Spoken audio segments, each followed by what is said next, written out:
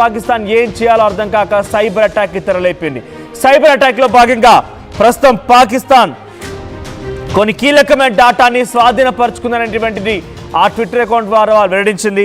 దాంట్లో military engineer services సంబంధించిన డాటాని, Manohar Parrikar institute of defence and analysis చెందినటువంటి చాలా కీలకమైన డాటాని మొత్తాన్ని కూడా స్వాధీనం చేసుకున్నాం.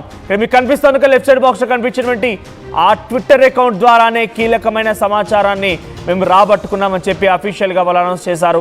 సో ప్రజెంట్ నిజంగానే ఈ డాటాను కనుక దొంగిలించినట్టయితే డెఫినెట్గా దేశ గోప్యతకు తాలూకో అంచనాలు అందులో అంత కీలకమైన డాటా ఏమీ లేదు. కానీ కొంత ఆర్మ్ ఫోర్సెస్ సంబంధించి మన దగ్గర ఉన్న ఆయుధాలు ఏంటి, ఎలా అటాక్ చేయవచ్చు, ఎటువంటి ఆయుధాలు ఉన్నాయి, బహుశా అటువంటి డాటానే వాళ్ళు చోరీ చేసి ఉండొచ్చు అని అనుమానం వ్యక్తమవుతుంది. ఇంకా దీనిపై ఎటువంటి స్పష్టత అటు ఇండియన్ ఆర్మీ నుంచి కానీ భారత ప్రభుత్వం నుంచి కానీ రాలేదు. ఇదంతా కూడా కేవలం వారు ఆడుతున్నటువంటి ఒక సైకలాజికల్ డ్రామా అంటున్నారు. ఎందుకంటే సైకలాజికల్గా అటు ఇండియన్ ఆర్మీని కానివ్వండి, భారత ప్రజల్ని కానివ్వండి కొంత కుంగుబాటు గురి చేసి వాళ్ళటువంటి ధైర్యాన్ని, మనోస్థైర్యాన్ని, ఆత్మస్థైర్యాన్ని కనుక దెబ్బతీయగలిగితే కొంత భారత్ విచ్ఛిన్నం అవ్వచ్చు అనేటువంటి ఒక దురాలోచనలో దురహంకారంతో ఈ పాకిస్తాన్ వెళ్తోంది. కాబట్టి అందులో భాగంగానే సైకలాజికల్ వార్ఫేర్కి తెరలేపుతోంది. సో దీన్ని ఎట్టి పరిస్థితుల్లో ఆర్టీవీ కూడా ధృవీకరించడం లేదు అఫీషియల్ అకౌంట్ ద్వారా. కానీ అఫీషియల్ అకౌంట్ అనే విషయం మేము కూడా చెప్పడం లేదు. కానీ పాకిస్తాన్ సైబర్ ఫోర్స్ అనేది అక్కడి నుంచి రన్ అవుతున్నట్టుగా అర్థమవుతోంది. ఇక్కడ ఈ డాటాను చూసినా కూడా మేము మోర్ దాన్ 1600 యూజర్స్ వర్ హ్యాక్డ్ అంటూ కూడా వాళ్ళందరూ చెప్పుకొచ్చారు. సో ప్రజెంట్ ఈ నేపథ్యం ఆన్లైన్ వ్యవస్థ నిలిపేసి నష్టాన్ని అంచనా వేస్తున్నారు. సో ప్రజెంట్ ఈ విషయంలోనే అటు ఆర్మ్డ్ వెహికల్ నిగమ్ లిమిటెడ్ వెబ్సైట్ను హ్యాక్ చేయడానికి ప్రయత్నించినట్టు కూడా తెలుస్తోంది. దానికి సంబంధించినటువంటి చిత్రాలను కూడా పోస్ట్ చేశారు ఈ యొక్క ట్విట్టర్ అకౌంట్లో. సో ఈ నేపథ్యంలో ప్రభుత్వ సంస్థ ఆన్లైన్ వ్యవస్థ నిలిపివేసి నష్టాన్ని అంచనా వేస్తుందట ప్రస్తుతానికి.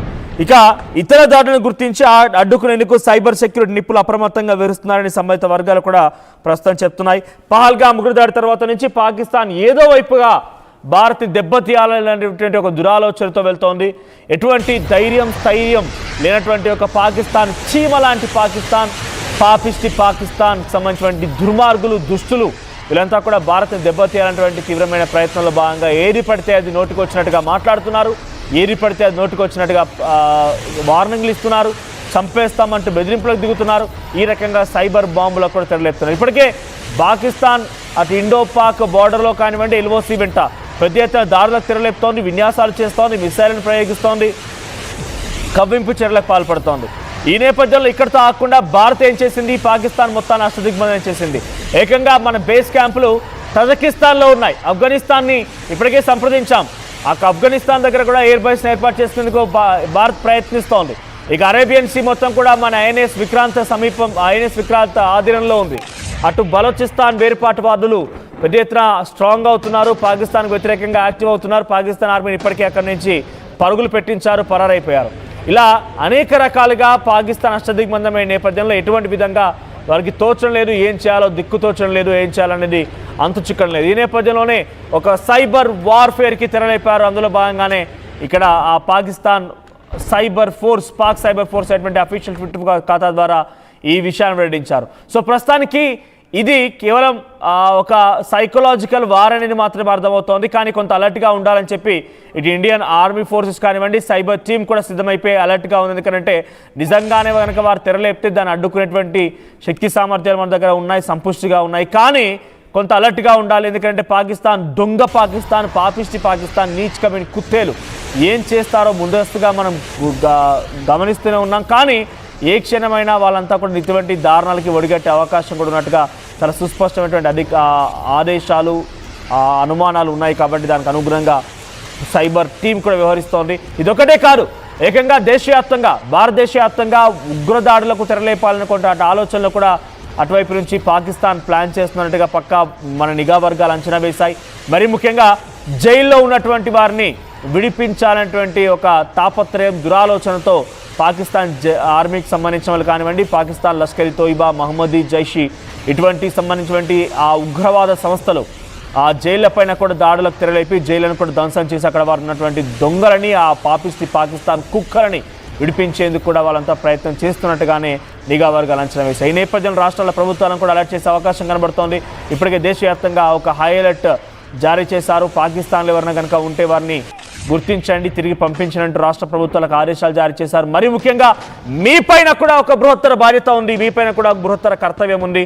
సో మీరు కూడా మీ పక్కన ఎవరైనా కనుక స్లీపర్ సెల్స్ కానివ్వండి, అటాకర్స్ టీమ్ కానివ్వండి ఎవరైనా కనుక ఉంటే మీరు గమనిస్తే, మరి ముఖ్యంగా ముంబై, హైదరాబాద్ ఇంకా చాలా ప్రాంతాలు ఉన్నాయి. మన భారతదేశంలో ఎక్స్ట్రీమ్ జోన్స్గా గతంలో ఈ ఉగ్రవాదుల చర్యలకి దెబ్బతినటువంటి రాష్ట్రాలు ఉన్నాయి, దెబ్బతినటువంటి నగరాలు ఉన్నాయి. కాబట్టి ఆయా ప్రాంతాల్లో మరోసారి దెబ్బతీసే అవకాశం ఉంది, కొన్ని అలజడులు సృష్టించే అవకాశం ఉంది. కాబట్టి మీరు కూడా తెలుగువారిగా, తెలుగు ఛానల్గా మేము చెప్తున్నాం, ఇక్కడ తెలుగువారు ఉన్నా కూడా దయచేసి మీ తోటి వారితో కమ్యూనికేట్ అవ్వండి.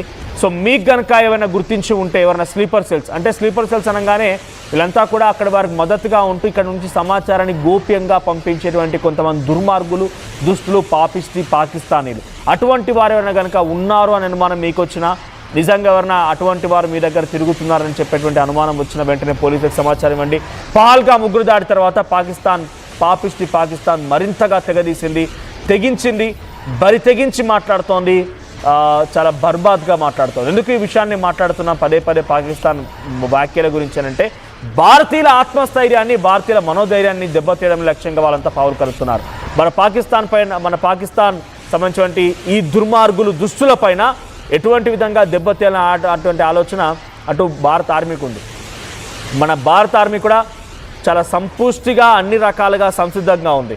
సో మన ఆర్మీ పైన మనకు చాలా పెద్ద ఎత్తున గౌరవం, మర్యాదలు, పూర్తి నమ్మకం కూడా ఉంది. కానీ మీరు ఈ విషయాన్ని పాకిస్తాన్ సంబంధించిన వారు ఎవరైనా వెబ్సైట్ కానివ్వండి, పాకిస్తాన్ వార్తలు చూడండి, అక్కడి ఆర్మీ పైన ఏమాత్రం కూడా ప్రజలకి మద్దతు ఉండదు. అక్కడ ఆర్మీ పైన ఏమాత్రం కూడా ప్రజలకి నమ్మకం ఉండదు. అక్కడ ఆర్మీ అంటేనే ఒక దయ్యాలుగా, దుష్టశక్తులుగా వారిని చూస్తూ ఉంటారు. ఆర్మీ ఎప్పుడు చూసినా ప్రజల్ని తొక్కేయాలని ప్రయత్నం చేస్తుంది, కానీ అక్కడ ప్రజల్ని కాపాడాలనేటువంటి ప్రయత్నం ఎన్నడూ చేయరు. మన ఆర్మీ ఎప్పుడైనా ఎటువంటి సంఘటనలైనా కూడా మీరు కూడా మాతో పాటు ఉండండి, మాతో పాటు యుద్ధం చేయాలని కానీ అటు ప్రభుత్వాలు కానీ, ప్రభుత్వంలో ప్రజాప్రతినిధులు కానీ, లేకపోతే ఆర్మీ పర్సన్స్ కానీ ఏ రోజైనా భారతీయులు అడిగారా? మన యొక్క నమ్మకం, మన స్థైర్యం అంతా కూడా మన ఆర్మీ. వాళ్ళు అవసరమైతే రొమ్ము చీల్చి ముందుకు వెళ్ళి యుద్ధం చేస్తారు, కానీ ఏ రోజు కూడా మనల్ని ఇబ్బంది పెట్టాలనో, మనల్ని కూడా యుద్ధానికి రమ్మని ఏ రోజు కూడా వారు కోరుకోరు. కానీ అక్కడ పాకిస్తాన్ ప్రజాప్రతినిధులు ఏమంటున్నారు తెలుసా? పాకిస్తాన్లో ఉన్నటువంటి ప్రతి పౌరుడు కూడా సైనికుడిగా మారతాడు అని అంటున్నారు. ఓకే, నిజంగా అదే కనుక అయితే భారతదేశంలో ఉంది 140 కోట్ల మంది జనాభా. మరి అందరు కనుక సైనికులుగా మారాల్సి వస్తే పాకిస్తాన్ ఎంత, పాకిస్తాన్ లెక్కెంత? సో పాకిస్తాన్కి సంబంధించిన ప్రజల్ని అక్కడి ఆర్మీ, అక్కడి ప్రజాప్రతినిధులు ఇబ్బందులకు గురి చేయాలి, ప్రజలను కూడా హతమార్చాలి, ప్రజలు కూడా భారత్ చేసేటువంటి యుద్ధంలో ఇబ్బంది పడాలని కోరుకుంటోంది అక్కడ ప్రజాప్రతినిధులు, అక్కడి ఆర్మీ కూడా. రాజకీయంగా చాలా పెద్ద ఎత్తున అక్కడ వాడుకుంటూ, అక్కడి అవసరాలని, అక్కడ యుద్ధాన్ని వాడుకుంటూ లబ్ధి పొందే ప్రయత్నం చేస్తున్నారు. సో ప్రజెంట్ దాని తాలూకానే ఇక్కడ ఒక సైబర్ వార్ఫేర్ తెరలేపారు. సైకలాజికల్ వార్ఫేర్ని కూడా మనం మాట్లాడుకోవచ్చు. ఆత్మస్థైర్యాన్ని భారత ఆర్మీకి సంబంధించి కొంత ఆలోచింపజేసే విధంగా, కొంత అలర్ట్ చేసే విధంగా, మరీ ముఖ్యంగా ఇక్కడ నిజంగానే హ్యాక్ అయిందనంటే మనమంతా ఏమనుకుంటాం, నిజంగానే పెద్ద ఎత్తున హ్యాక్ అయిందేమో, మన సమాచారం మొత్తం బయటికి లీక్ అయిపోయిందేమో, మన పైన దాడి చేస్తారేమో అనే రకంగా ఒక ఆలోచన వస్తుంది. కాబట్టి ఇటువంటి ఆలోచన క్రియేట్ చేసి మనలో ఇటువంటి విధంగా మనం భయపడే విధంగా చేసి, ఇటువంటి విధంగా మనలో ఒక ఆత్మస్థైర్యాన్ని, ధైర్యాన్ని దెబ్బతీసే విధంగానే ఇటువంటివి కనబడుతున్నాయి. కానీ అంత ఈజీగా ఎవడో ఇతర దేశస్తులు వచ్చి మన భారత ఆర్మీకి సంబంధించిన గోప్యమైన సమాచారాన్ని హ్యాక్ చేస్తాడు అని మాత్రం మన ఎట్టి పరిస్థితుల్లో భావించలేదు. ఎందుకంటే మన భారత ఆర్మీ ఇంకా దాన్ని ధృవీకరించలేదు కాబట్టి మన ఎట్టి పరిస్థితుల్లో కూడా అది నమ్మలేం. కానీ పాకిస్తాన్ సైబర్ ఫోర్స్ అనేటువంటి ఈ యొక్క ట్విట్టర్ అకౌంట్ ద్వారా మాత్రం మేము పూర్తి డేటాను దొంగలించేసాం, భారత ఆర్మీకి సంబంధించినటువంటి పూర్తి డేటాను దొంగలించేసి